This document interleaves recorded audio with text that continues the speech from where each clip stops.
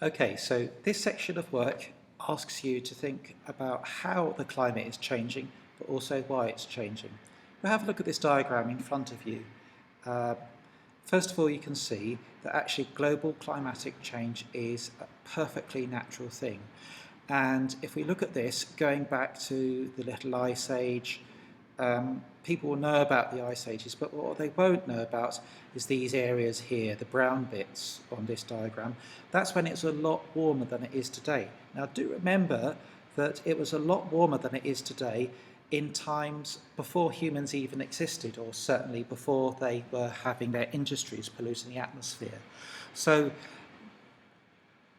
people putting greenhouse gases into the atmosphere cannot be the only thing that is causing that global climatic change. So move on to the next slide. So there's got to be other things that cause this global climatic change. And a lot of it is how much sunshine actually gets to the Earth. One of the cycles is the Milankovitch cycle. And you can see here that there are times when the Earth is very close to the Sun because it's in a circular orbit. But down below here, you can see that there are times when the orbit of the Earth around the Sun is very elliptical. So at this point here, you can see that the Sun is actually quite a long way, the Earth is quite a long way from the Sun. So we'd expect it to be colder. We can also see that the Earth has tilted away from the Sun.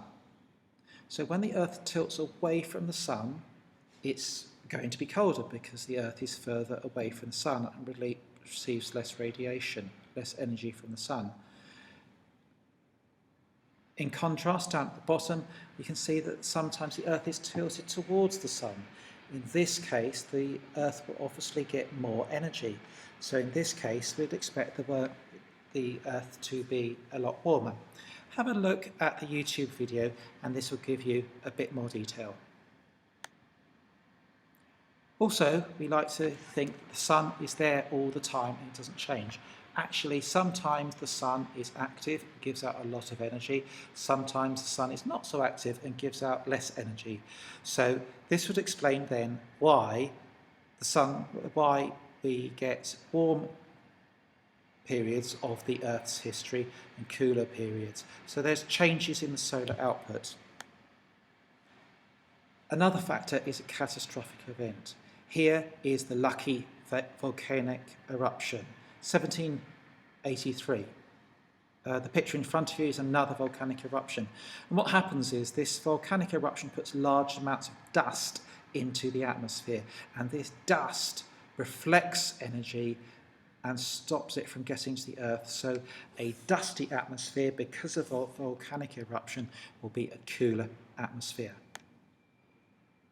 So have a look at page 30 and 31 in the blue book and make some notes. Pause this video, make your notes, and then start again. So, the greenhouse effect. What do we know already? Well, you've probably got a pretty good understanding. I'll let you make some notes on the greenhouse effect. The theory goes, greenhouse gases like water vapour, methane, and carbon dioxide, nitrous oxide, and CFCs, they act as a blanket trapping the Earth's energy in the atmosphere. The thicker the blankets, well, the warmer the Earth is going to be. People talk about carbon dioxide, but remember farting cows and methane.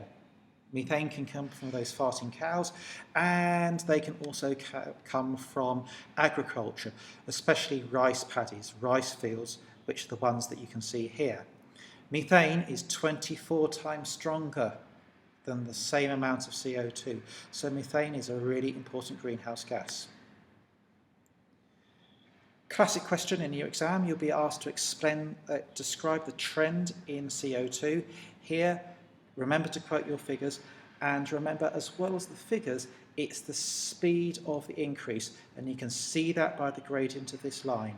Up until about 1800, very little increase in the CO2. Then 1800 to 1900, the rate of emissions, the rate of increase starts to go up, steeper line. The steepest gradient of the line, well, as we go towards the year 2000, the line becomes steeper and steeper. So as well as talking about figures, also talk about the speed of change, which you can see by the gradient line.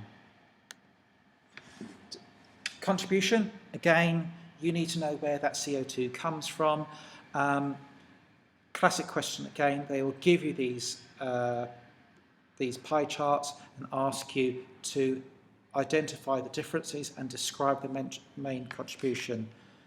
Remember to quote those percentages. That's really, really important. You're not going to get 4 marks unless you quote the percentages. Tata Nano. I'll let you have a read of this and the book. It's a really, really cheap car. What that means is that a lot more people will be able to afford cars because of the Tata Nano. That's going to have a big impact on the amount of CO2 that is produced, because it's producing CO2 when we use it, and it's also producing lots of CO2 when we actually manufacture the car in the first place. Day After Tomorrow, not quite sure where I put that slide in. It's a groovy film. You might want to have a look. Negative effects of global warming. I'll let you have a look at these negative effects of global warming. You need to know what they are. There's some links here, there's some videos here, and you can do your own research. The Blue Book is quite good on this. So what are the negative effects of global warming? You will know a lot of them, but try to be as specific as you possibly can. Check out the links that you can see on the presentation here. So what I'd like you to do is to make a copy of this PowerPoint and to annotate it and add extra slides to help your understanding. There are some questions here and some videos for you to watch. So watch the videos through, make some notes on them, and then we'll have a chat in lesson time.